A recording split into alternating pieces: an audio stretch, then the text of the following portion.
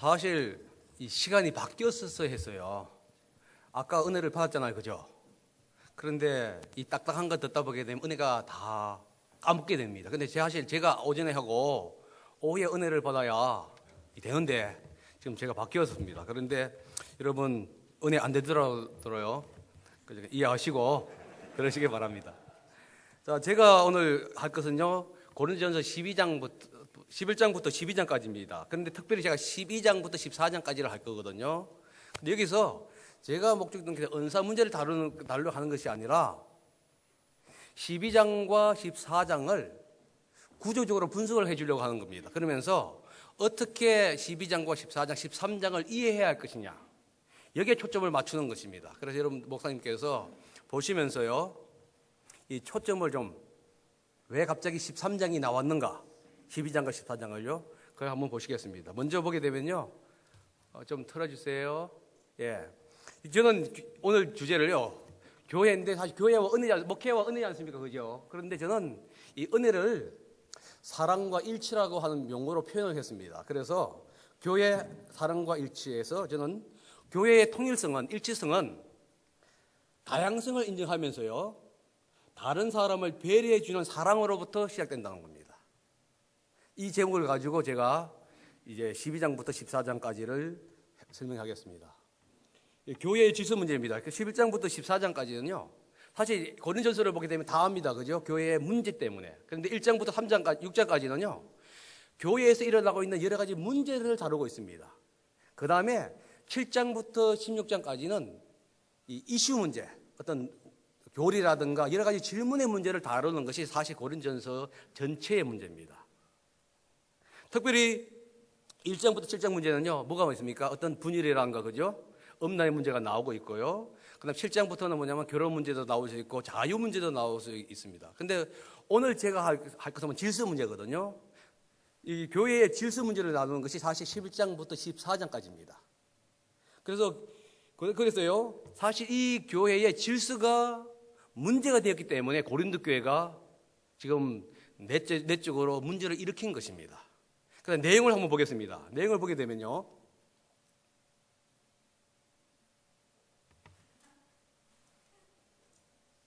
넘겨주세요.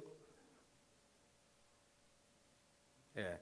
내용은 첫 번째예요. 남자와 여자 문제를 14장, 11장에서 다루고 있거든요. 그 다음에 뭘 다루냐면 성만찬의 문제를 다루고 있습니다. 그러니까 첫 번째는 뭐냐면 남자가 여자가 두 번을 쓰느냐 안 쓰느냐 문제입니다. 그죠? 그 다음에 문제가 뭐냐면 성만찬의 문제예요. 가난한 자와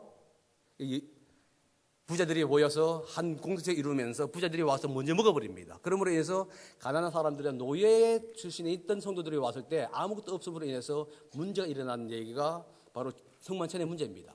그 다음에 뭐가 영적 은사에서 나오거든요. 12장에요. 그 가운데 뭐가 나오냐면 사랑이 나옵니다. 그죠?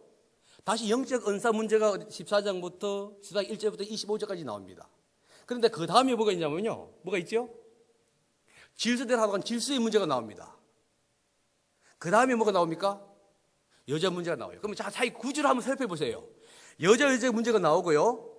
두 번째는 성망찬과 질서 문제, 질서의 문제가 나옵니다. 그 다음에 뭐가 나옵니까? 은사 문제가 나오고 가운데 중간에 뭐가 나오지요?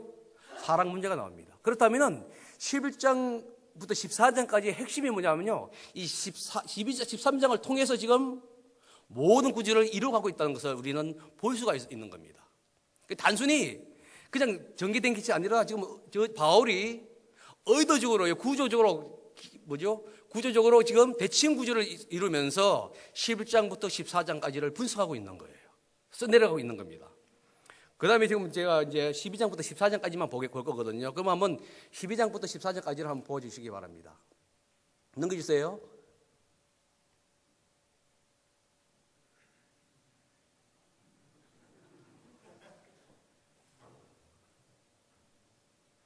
그래서 제가 부탁을 드렸습니다. 여기서 제가 직접 파워포인트를 띄우겠다. 근데 파워포인트 못 띄게끔 되어 있더라고요, 이게가요. 그래서 지금 좀 넘겨주세요. 예. 자, 보시게 되면요, 우리가 아까 본 것은 12장과 14장이 지금 영적 은사 문제입니다. 그죠? 누가 마이크 없었어요? 마이크요? 마이크 주면 제가 옆으로 돌아가고 설명할게요.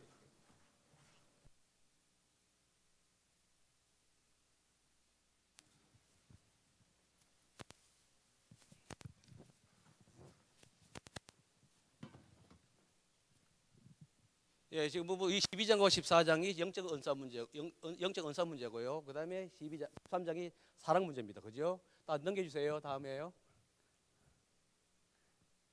그러면은 12장 1절부터 3절까지는 뭘 얘기하고 있냐면요.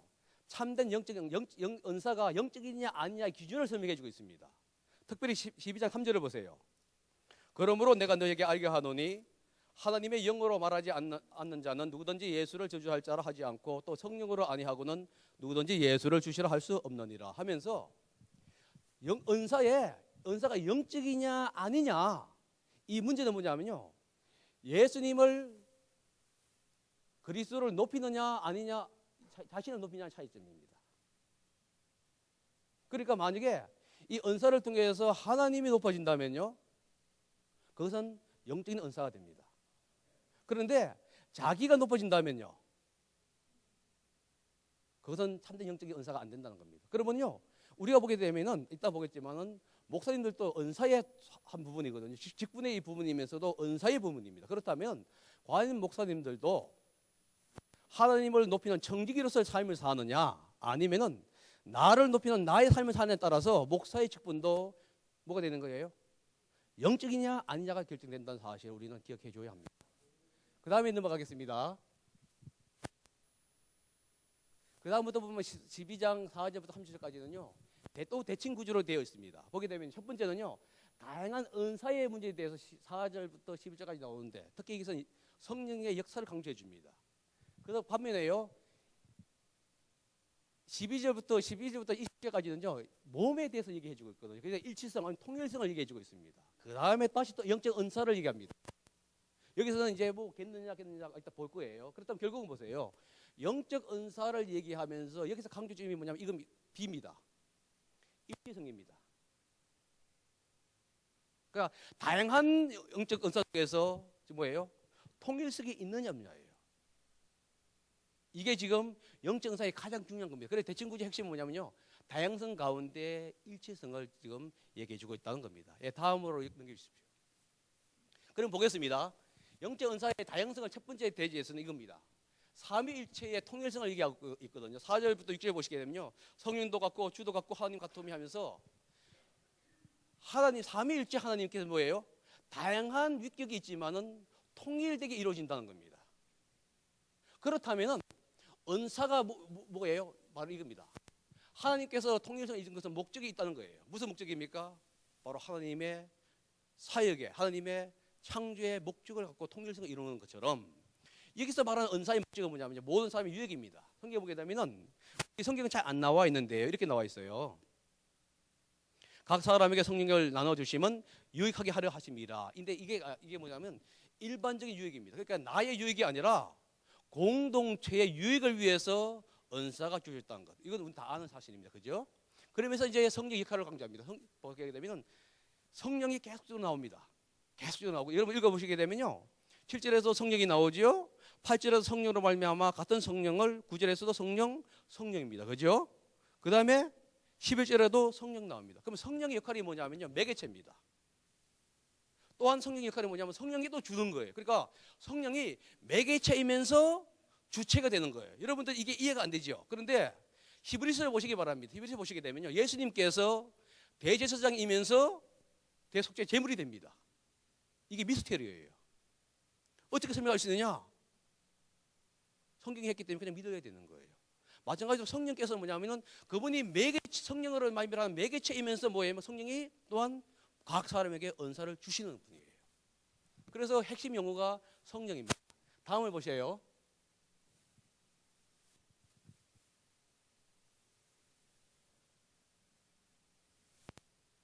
다음은요, 은사의 통일성 문제입니다. 여기 몸을 얘기하고 있거든요. 그래서 은사의 다양성과 일치성을 여러 지체의 몸을 통해서 지금 설명해주고 있는 것이 본문입니다. 보게 되면요, 성령은 은사의 다양성을 주신 분임과 동시에 매개체를 다시 한 번 더 진술해 줍니다. 13절에요. 그러면서 다양한 지체가 존재하는 목적이 뭐냐면은 몸이에요. 그러니까 몸이 두 가지를 이해할 수 있습니다. 몸이 존재하는 목적이 뭐냐? 다양한 지체입니다. 그죠? 그러면 지체가 존재하는 목적이 뭐냐? 몸이에요. 그렇다면요, 교회가 존재하는 목적이 뭐냐는 거예요. 성도 개개인을 위해서입니다. 그리고 성도 개개인이 왜 존재하냐면은 교회라 하는 몸을 이루기 위해서입니다. 이게 바로 뭐냐면 통일성 가운데서의 일치성이고, 다양성 가운데서의 일치성이고 통일성이라는 겁니다. 이게요. 그래서 몸의 다양한 중요한 이겁니다. 다양한 지체는요, 몸 했고요, 그죠? 제 기능을 발휘하도록 위해서 필요한 겁니다. 그러니까 그럼 왜 교회가 필요하느냐? 성도들에게 왜 교육을 시켜야 하느냐? 각 지체가 다양한 은사들을 가지고 뭐입니까? 제때 제 기능을 발휘할 수 있도록 하는 것입니다. 그런데 만약에 우리가 이것을 못하게 한다면요, 다양한 지체가 있는데 우리가 목사님들이 이것을 못하게 한다면은 이미 그 몸의 기능은 죽은 거나 마찬가지예요.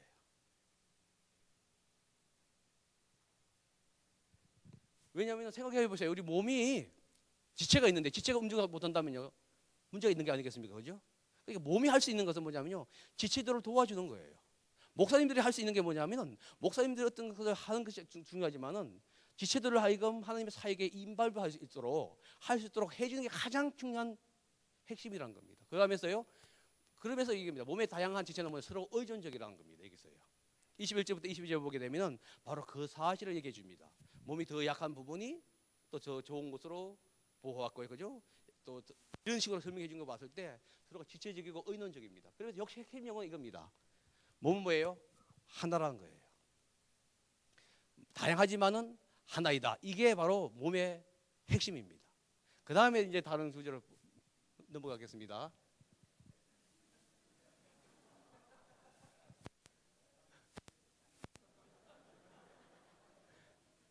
네, 다음은요. 예, 여기 보게 되면요, 다시 한번 다양성을 얘기해 줍니다. 여기서 보게 되면 뭐가 나옵니까? 교사, 선지자, 이게 나옵니다. 그래서 많은 분들이 이렇게 생각합니다.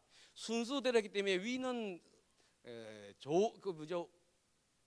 높은 은사고 밑은 낮은 은사라고 얘기합니다. 근데 성경 그런 얘기 한 적 없어요. 제가 봤을 때는요. 여기는 그 얘기 아니라 그냥 지금 나일을 하고 있는 거예요. 그러면서 핵심이 이겁니다. 수사학적인 질문이에요. 뭐 보게요. 겠느냐가 계속 나옵니다. 그죠? 29절부터 30절 보세요. 겠느냐, 선지자 겠느냐, 교사 겠느냐, 능력 행하기 계속 겠느냐. 이게 무슨 뜻이에요? 수사학적인 질문이라는 게 뭐냐? 이 얘기입니다. 저자가 의도한 대로 대답하는 거예요. 제가 만약에 예스를 의도한다면요, 답은 예스가 되어야 되고요. 저자가 의도로 할 때 노를 의도하게 되면 노가 됩니다. 여기서는 무슨 의도냐면 노예요. 그러니까 모든 은사가 다 틀리다. 다양성을 강조하기 위해서 계속 겠느냐로 질문하고 있는 겁니다. 그래서 여기서 핵심은 이겁니다. 다양성이라는 거예요. 그럼 보세요. 12장에서 지금 뭘 얘기하고 있습니까? 12장은요. 은사의 높고 낮음을 얘기한 게 아니라 다양성 속에 뭐가 있다는 거예요? 통일성과 일치성이 있다는 것을 얘기하고 있는 거예요. 그러면서 뭘 얘기하고 있습니까? 다음 넘겨주세요. 31절에 이깁니다. 너희는 더욱 큰 은사를 사모하라. 내가 제일 좋은 길을 너희에게 보이리라 하면서 가장 큰 은사 문제를 얘기합니다. 예, 좀 넘겨주세요. 그러면 여러분, 제일 최고의 은사가 무엇이냐는 겁니다. 뭐라고 생각하세요? 최고의 큰 은사가요? 예? 예. 제가 여러분들 사랑이 나올 줄 알았습니다. 예. 밑에 한번 내려주세요. 사랑입니다. 잘 보세요. 이따가 우리가 이 문제를 다룰 겁니다. 다음에요. 지금은 그냥 넘어가겠습니다. 그래서 곧바로요, 13장을 넘어간 게 아니고 14장을 넘어가겠습니다. 14장을 넘겨 주십시오. 14장은요, 예언과 방언의 차이를 얘기하고 있습니다. 14장은요. 그러면서 한번 첫 번째는요, 은사의 예언과 방언의 대상 차이를 얘기하고 있는 것이 지금 얘기입니다. 초점이 뭐냐면 이겁니다. 방언의 대상은 하나님입니다. 그죠? 어디서 있습니까? 12절입니다. 방언을 말하는 자는 사람에게 하지 아니하고 하나님께 한다. 방언은 하나님께 하는 언어입니다. 예언은요, 사람에게 하는 겁니다. 보세요. 그 다음입니다. 3절에는요, 예언하는 자는 사람에게 말하여 덕을 세우며. 그러니까 보세요. 방언은 하나님께 하는 용어이고 예언은 사람에게 하는 겁니다. 그런데 문제가 있습니다. 문제가 어디냐면 2절 마지막에 보게 되면요, 이는 알아듣는 자가 없고 그 영어로 비밀을 말함이라 하면서 방언의 문제는 하나님에 대해서 안 나오고요. 방언의 문제가 뭐냐면은 알아듣는 자가 없는 거예요. 그러니까 하나님께 대화를 하는데 사람은 못 알아듣습니다. 근데 예언은 사람에게 하는 대상은 사람인데요. 사람에게 말함으로 인해서 뭡니까? 사절에 보면 덕을 세우고, 그죠? 덕을 세우고, 3절입니다. 권면하고 안위하고 위로해 주는 것이 이 예언입니다. 그러니까 대상은 틀린데 결과는요 다르게 나오는 거예요. 이해가시죠? 이게 차이를 지금 얘기하고 있는 겁니다. 그 다음에 또 넘겨 주십시오. 예, 계속. 그 다음에 덕의 문제입니다. 방언은 뭘 한다고 얘기했습니까? 4절을 보게 되면 방언은 자기의 덕을 세우고, 예언은요 교회의 덕을 세웁니다. 그죠? 그러니까 방언은 자기를 나타내는 것이라면은 예언은요 공동체를 나타내는 것입니다. 이게 차이점입니다. 그래서 넘겨주세요.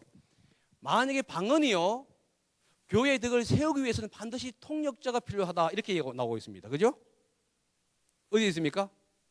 5절에 보세요. 나는 너희가 다 방언을 말하기를 원하나 특별히 예언하기를 원하노라. 그러면서 방언을 말하는 자는 교회의 덕을 세우기 위하여 함 쭉 서명이 있죠. 그죠? 그러면서 통역하지 아니하면 이렇게 합니다. 그러니까 만약에 통역한다면요 예언이나 방언이나 동등하다는 거예요. 근데 여기 보면 예언하지 아니하면 뭐부터 못하다고요? 예언한 자만 못하다고 나온 거예요.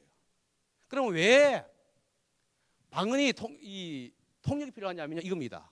통역 없이는요 서로 대화가 안 됩니다. 6절부터 9절 보게 되면은 검문고 얘기가 나오고요, 나팔 얘기가 나오고 알아듣기 쉬운 용어이 나오면서 방언을 못한 한 사람은 뭐예요? 정정히 알아듣을 수 없다는 얘기를 해주고 있는 거예요. 그죠? 그런데 두 번째는요, 왜 방언이 통역이냐면 거기 보면 떠드는 소리가 없다 해갖고 이 뜻이 있어야 하는데요, 방언을 얘기했을 때 사람이 알아듣지 못하기 때문에 뜻이 없는 거예요. 방언 자체가 뜻이 없다는 게 아니라 다른 청중들이 알아듣지 못하기 때문에 방언이 뜻이 없어지는 거예요. 그 얘기를 해주고, 그래서 뭐냐면 이 떠드는 소리가 뜻있는 소리가 되기 위해서 뭐가 필요하다고요? 통역이 필요하다는 것을 얘기해주고 있습니다. 그 다음에 또요, 그 다음에 신령한 자는요 교회의 덕을 세우는 일에 앞장서야 한다, 이렇게입니다. 다시 말해서 영적인 은사를 가진 사람은 누굴 세워야 합니까? 교회의 덕을 세워야 돼요. 근데 방언은 뭐 하다고요? 교회의 덕을 세우지 못한다는 거예요. 그렇기 때문에 교회의 덕을 위해서 뭐가 필요하다고요? 통역이 필요하다고 얘기한 겁니다. 그 다음에 이제 결론적으로 얘기입니다. 방언이 은사로서 존재하기 위해서는 뭐가 필요하다고요? 통역이 필요하다는 것을 여기서 얘기해주고 있습니다. 두 번째, 다음에 또 넘어가 주세요. 그 다음에 열매 문제입니다. 방언은요 하나님께 찬양을 드립니다. 그런데 뭐가 없습니까? 예, 방언은 영적으로 하나님과 대화를 하는데 뭐가 없냐면 열매가 없어요. 왜냐하면 마음으로 열매를 못 맺는다고 성경에 나와 있습니까? 그게 14절부터 나오죠. 그죠? 보세요. 12절 어디입니까? 14절이죠. 내가 방언으로 기도하면 나의 영이 기도하거니와 나의 마음은 뭐예요? 열매를 맺지 못하는 거예요. 그러면서 이렇게 합니다. 자, 하나님께 드리는 찬양은요 영뿐만 아니라 마음이 합쳐져야 한다고 어디서 나오냐면 어디 나오죠? 15절입니다. 15절 읽어보세요. 그러면 어떻게 할꼬? 내가 영으로 기도하고 또 마음으로 기도하며 내가 영으로 찬미하고 또 마음으로 찬양하리라. 여기 있어. 하나님께 드리지는 온전한 예배는요 영과 마음이 하나가 되어야 한다는 거예요. 그런데 방언의 문제가 뭐였다고요? 통역 없는 방언은 하나님께 드리는 영적인 예배는 드릴 수 있을지 몰라도 마음에 전혀 안 오는 거예요. 지금 제가 하는 것은 이게 뭐냐면 개인적인 삶을 얘기한 게 아니고 질서의 문제는 교회 공동 문제를 얘기하는 겁니다. 개인 문제를 하는 게 아닙니다. 그 다음에요, 열매 문제입니다. 이거 보게 되면요 16절부터 19절까지 보게 되면 이렇게 합니다. 17절 보세요. 내가 감사를 잘하였으나 그러나 다른 사람은 덕을 세움을 받지 못하리라. 그러니까 보세요. 방언을 하게 되면요 감사는 참 잘합니다 하나님께요. 근데 뭐가 없다고요? 덕을 못 세워요. 이 덕이라는 게 또 뭔 얘기입니까? 항상 청중을 얘기하는 겁니다. 이해가시죠? 그러니까 자기는 하나님께 감사했지만 청중에는 아무런 덕이 없다는 거예요. 그래서 덕을 위해서는 뭐예요? 알아듣는 교육이 필요하다고 하면서 뭐 나오냐면요 내가 1만 마디 방언하는 것보다 뭐예요? 한 마디 알아듣는 언어를 하겠다. 이게 뭐냐면 예언일 수도 있다는 거예요. 그러니까 중요한 게 이겁니다. 청중들이 알아들을 수 있는 그 용어가 오히려 뭐냐면요 청중들은 뭐예요? 세운다고 하는 것을 여기서 얘기해 주고 있습니다. 그 다음에요 그 다음에 이겁니다. 방언은 영적 미숙이라는 것이 나옵니다. 이게 보게 되면요. 자, 방언 자체를 얘기한 게 아니라 방언에 심취하는 것을 얘기하는 거예요. 방언에 심취하는 것은 뭐냐면 영적 미숙과 세상적인 사고입니다. 이게요. 그러니까 방언이 영적 미숙하다는 게 아니라 공중 예배 때 말이죠. 이 방언을 자기의 유익이라든가 자기를 어떤 내기 위해서 사용됐을 때 뭐냐면 결국은 뭐가 됩니까? 교회에 어려움을 주고 있는 거예요. 이게 뭐냐면 영적으로 미성숙한 사람들의 행동이라는 겁니다. 여기서요. 또 넘기세요. 그 다음에 표적입니다. 보세요. 방언은요, 믿지 않는 자들을 위한 표적이에요.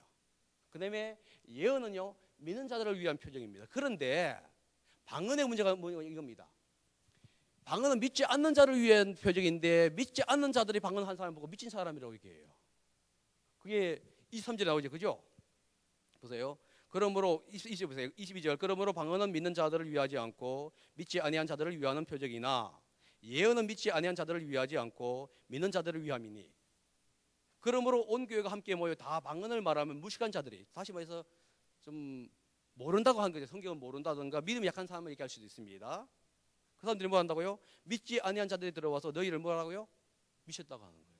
보세요. 방언의 목적이 믿지 않는 사람을 위해서 주어졌는데 그 믿지 않는 사람이 오히려 방언 사람 보고 뭐라고요? 미친 사람. 이렇게 얘기한다는 거예요. 그런데 예언은 믿는 자들을 위한 것인데 오히려 믿지 않는 자들을 보게 24절 25 보게 되면요. 예언은 사실 믿는 사람을 위해서 주어진 것인데 결과는요. 믿지 않는 사람들까지도 하나님께 나가요. 24절 보세요. 그러나 다 예언을 하면 믿지 아니하는 자들이나 무식한 자들이 들어와서 모든 사람에게 책망을 들으며 모든 사람에게 판단을 받고 그 마음에 숨은 일이 드러나게 되므로 엎드려 하나님께 경배하며 하나님을 참으로 너희 가운데 계시다 전파하리라. 이겁니다. 그죠? 그러니까 보세요. 이 표적 목적이 틀린 거 똑같은 것이 있는데 오히려 예언은 다른 사람을 믿지 않는 사람을 하나님께로 인도하고 방언은요 오히려 믿지 않는 사람들을 위해서 존재하는데 그 사람들을 하나님께로부터 멀어지게 하는 결과를 나온다는 겁니다. 그러면서 지금 뭐 다음에 넘기세요. 갑자기 또 바뀝니다. 여기까지 보게 되면 여러분들 목사님들이 이렇게 할 거예요. 그러면 당신은 방언을 찬성하냐 이 얘기하고 있을 거예요. 그런데 제가 얘기했어요. 지금 우리가 오해하고 있는 게 뭐냐면 12장하고 14장은 방언에 그 문제를 다루고 있는 게 아니라는 거예요. 핵심이 틀렸다는 거예요. 저는요. 지금 제가 얘기하고 초점이 그것이에요. 그걸 지금 13장 요걸 본 후에요. 13장을 통해서 제가 한번 설명해 주려고 하는 겁니다. 보게 되면 다시 아까 질서 문제가 나오죠. 그죠? 14장에 보게 되면 이게 납니다. 되게 문제 다루고 있었어요. 그죠? 14장에 나온 방언 문제는, 방언의 예언 문제는 뭐냐면 교회에 득이 되느냐 아니냐 문제가 핵심이에요. 이게 방언이 맞냐 이게 얘기한 게 아니고 핵심이 뭐냐면 교회에 득이 되느냐 안 되느냐의 문제를 지금 얘기하고 있다는 겁니다. 이해가시죠? 그러니까 다시 말해서 교회를 세우느냐는 거예요. 내가 속해 있는 커뮤니티에 아니면 공동체에 덕을 세우느냐 안 세우느냐가 목적이지 예언과 방언에 대해서 얘기하는 게 목적이 아니라는 겁니다. 여기서는요. 왜 예언이 좋죠? 여기서 14장에서는요. 다른 사람을 세우는 거예요. 방언은요. 다른 사람을 세우기보다는 나를 세우면서 다른 공동체를 사실 어렵게 만들기 때문에 지금 그 얘기를 하고 있는 겁니다. 그 다음에 한번 넘겨보세요. 그 다음에 질서입니다. 그죠? 그러면서 이렇게 합니다. 보세요. 방언은 통역을 동반해야 한다는 거예요. 만약에 공동체에서 이게 다른 사람을 세우기 위해서는 뭐예요? 통역이 동반되어야 됩니다. 그 다음에 예언도 없으면 뭐라고? 잠잠하든지 개인적으로 집에 가서 하라는 거예요. 그 다음에 예언도 마찬가지입니다. 뭐예요? 질서대로입니다. 여기서 보세요. 여기서 보게 되면요. 우리가 1장 14장 1절에서 25절까지 방언이 낫냐 예언이 낫냐 얘기하는 게 아니라는 거예요. 지금요. 여기서 얘기한 게 뭐라고요? 여기 보세요. 방언도 하고 통역하면 하라는 얘기 나오고 있고 예언도 뭐랍니까? 질서대로 하라고 나오고 있어요. 근데 아무리 예언이 좋다 할지라도 질서가 안 되면 어떻게 된다고요? 그것은 아니라는 거예요. 지금 이 문제를 다루고 있습니다. 그러면서 얘기합니다. 공중 예배 시에 은사를 사용할 때는요. 질서와 교회의 덕을 세우기 위해서 존재해야 한다는 거예요. 이게 핵심이라는 겁니다. 이게요. 그 이유는 뭡니까? 하나님은요. 33절 보세요. 뭐라고 나오죠? 하나님은 의로움의 하나님이 아니시요 오직 화평의 하나님이시니라. 그러니까요, 교회가 존재하는 목적이 뭐냐면 이 평화하고 질서적으로 움직여 나가는 것입니다. 그런데 만약에 이것이 어떤 은사라 할지라도 예언도 마찬가지고 방언도 마찬가지라는 겁니다. 교회의 질서에 위배된다고 어떻게 하는 거죠? 하지 말라는 거예요. 아니면 뭐예요? 질서대로 덕을 세우기 위해서 존재하라는 겁니다. 그러면서 다시 뭐가 나오냐면은 여자 문제로 들어갑니다. 예, 여자는 뭐라고요? 교회에서 잠잠하라 이렇게 나와요. 근데 사람들이 오해하고 있습니다. 여자를 잠잠하라고 했다고 해가지고 교회에서 잠잠하라고 얘기를 하고 있어요. 그런데 저는 만약 다른 것을 갖고 얘기한다면 제가 이해하겠는데 이 본문을 갖고 얘기하게 되면 참 위험스러운 문제입니다. 그 이유를 보겠습니다. 왜 교회가 했는지 초점이 뭐냐면요.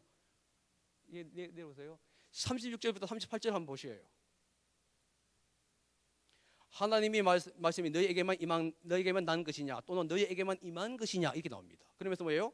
만일 누구든지 자기를 선지자나 혹 신령한 자로 생각하거든 내가 너희에게 편지한 것을 주의 명령인 줄 알라 이 얘기입니다. 자 보세요. 문제가 뭐였냐면 이겁니다. 여자분들이요 자기들이 선지자나 신령한 자로 생각했다는 겁니다. 왜요? 자기들이 하나님으로부터 계시를 받았다는 거예요. 방언의 계시를 받았고 예언의 계시를 받았다는 거예요. 그래서 교회에 그것을 계속적으로 얘기함으로 해서 뭘 일으켰습니까 지금? 문제를 일으키고 있는 겁니다. 그래서 바울이 얘기합니다. 너만 신령한 자냐? 니만 선지자냐? 이 얘기를 하고 있는 거예요. 그렇기 때문에 여기서 여자분들에게 문제를 일으켰기 때문에 뭐라고요? 교회에서 잠잠하라 이런 얘기를 나온 이 배경이 여기에 나온 것이지 무조건 모든 데에서 여자는 잠잠하라고 얘기한다면 그것은 이 본문과 관계없다는 거예요. 다시 말해서 이겁니다. 여자분들이요 은사를 가진 여자분들이 많았습니다. 사실 고린도 교회는 상당한 은사가 많았던 것은 틀림없는 것 같아요. 은사가 많았는데 그 은사가 뭡니까?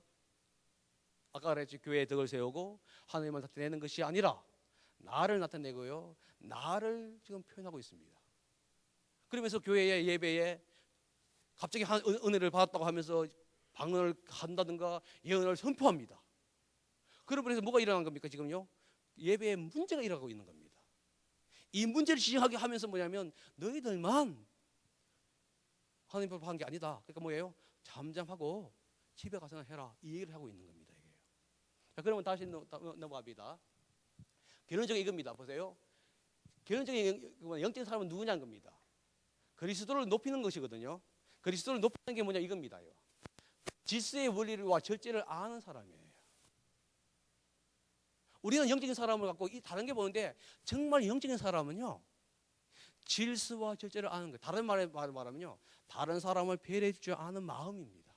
이게 영적으로 신령한 사람들이에요. 우리는 지금까지 너무도 신령하다는 의미를 다르게 해석하고 있어요. 그래서 기도에 반대하는 게 아닙니다. 기도를 많이 한 사람은 신령하다. 그런데 아무리 기도를 많이 한다 할지라도요 여기서 보게 뭡니까? 자기를 나타낸다면요 교회에 덕이 안 된다면요 그것은요 영적인 사람이 아니라는 것을 얘기해 주고 있어요. 그래서 결론입니다. 39절부터 보게 되면요 모든 것은 뭐라고요? 질서대로 하라 이 얘기입니다. 그렇게 보세요.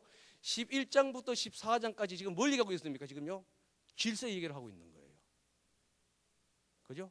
순서대로 질서대로 이게 뭐라면요 그리스도인들이 가지는 미력입니다. 이게요.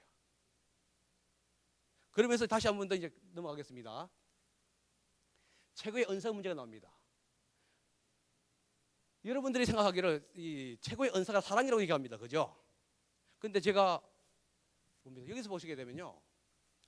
카리스마타가 있고 이게 은사거든요. 근데 이게 보게 되면 중성 복수형으로 나옵니다. 근데 사랑은 한 번도 중성 복수로 사용 안 해요. 그냥 단수로 사용해요. 여성 단수입니다. 그럼 다른 말로 보면요. 너희들은 12장 31절에 가지고 너희는 제일 큰 은사를 사모하는 게 아니고 너희는 제일 큰 은사들을 사모하라는 뜻이에요. 이게요. 그러니까 한 은사를 얘기한 게 아니라 가장 큰 은사들을 사용하라는 거예요. 그럼 과연 그 가장 큰 은사들이 뭐냐는 거예요. 여기 보게 되면 왜 제가 사랑했죠. 두 번째 이겁니다. 그 얘기를 해주거든요. 두 번째 보기에는 사랑은 은사가 아닙니다. 사실요. 많은 분들이 사랑은 은사라고 얘기하는데 사랑은 성경에서 한 번도 은사라고 표현한 적이 없어요. 사랑은 뭐예요? 모든 것의 본질입니다. 모세오기 10계명에 우리가 말 10계명의 본질이 뭐죠? 사랑이에요. 하나님에 대한 사랑, 사람에 대한 사랑. 예수님이 말할 때도 뭐였습니까? 사랑을 본질로 얘기했어요. 모든 것 중에 뭐라고요? 온 마음과 온 정성에서 사람을 사랑하라. 이 사랑이 본질입니다. 그런데 만약에 사랑이 은사라면요, 은사 많은 사람은 사랑을 많이 할 거고, 내가 뜻이 은사 없는 사람은요, 사랑 안 해도 되죠. 이런 문제가 나오는 거예요. 사랑은 누가 해도 되고 안 되는 은사 문제가 아니라 뭐예요? 우리 그리스도인이라면요, 하나님의 사람이라면 우리가 당연히 가져야 할 그 문제를 다루고 있는 겁니다. 그러면요, 제가 13절을 가겠습니다. 13절 읽어보게 되면요, 보세요. 은사를 12장 31절에 보면 은사를 최고에 주겠다고 약속했습니다. 그 다음에 갑자기 13장을 얘기하고 있습니다. 그죠? 그런데 여러분들 14장 1절 보세요. 14장 1절을 보게 되면 이렇게 나옵니다. 사랑을 따라 구하라. 만약에요, 13장을 삽입구로 가로로 딱 빼버리게 되면요, 지금 은사 음절이 나오면서 내가 제일 큰 은사를 주겠다 그러고 나서 뭐 얘기합니까? 14장 가갖고 갑자기 사랑을 따라 구하라 이렇게 나오는 거예요. 13장 빼버리면요, 이해가시죠? 그러면서 뭘 얘기하고 있습니까? 다시 한번 은사 문제를 놔두고 있어요. 그러면 생각해 볼 필요가 있다는 거예요. 제 질문은요. 그래서 보면요, 아까 이 얘기입니다. 보세요. 지금 다 넘겨주세요. 제가 이렇게 설명한 겁니다. 이 문제. 자, 그럼 사랑장입니다. 사랑장은요, 12장의 은사, 특히 31절에 나온 최고의 은사와 14장에서 말하는 바울과 예언에 대해서 다루고 있는 문제의 핵심을 얘기해주고 있는 거예요. 이것은 사실 12장과 14장의 핵심뿐만 아니라 11장과 14장의 핵심이면서요, 사실 고린도 교회 전체의 핵심이 아울러서 우리 모든 교회가 가져야 할 핵심입니다. 이게.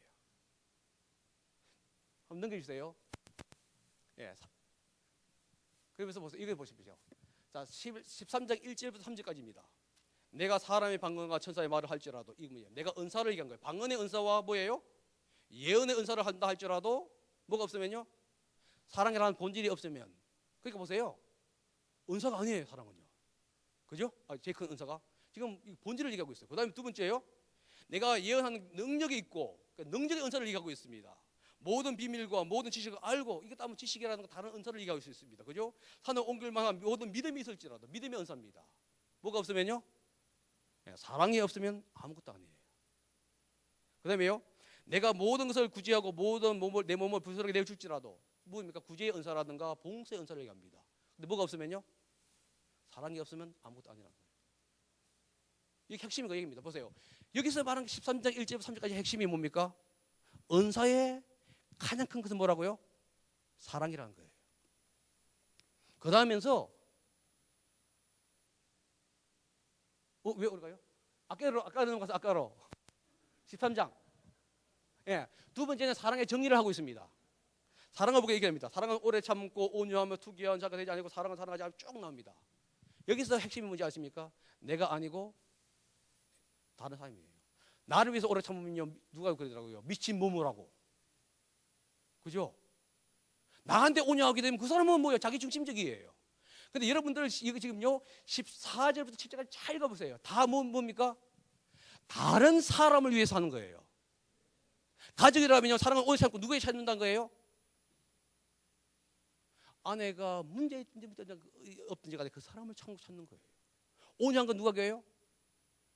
부부끼리 한다면 부부의 상대편에 대해서 얘기한 거예요. 교회에서도 마찬가지입니다.